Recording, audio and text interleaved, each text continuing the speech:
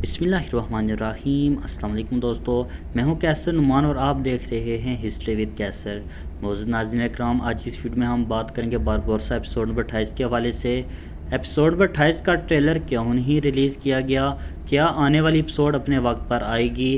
تمام تر معلومات جاننے کے لیے ویڈیو کو اینڈ تک ضرور دیکھیے گا، اور اگر آپ ہمارے چینل پہ نئے ہیں میری آپ سے گزارش ہے ہمارے یوٹیوب چینل کو ضرور سبسکرائب کریں۔ تو جیسے کہ ایپیسوڈ نمبر 27 کے حوالے سے ہمارا تجزیہ بہترین رہا، اس کے لیے ہماری ویڈیو کو لائک تو بنتا ہے۔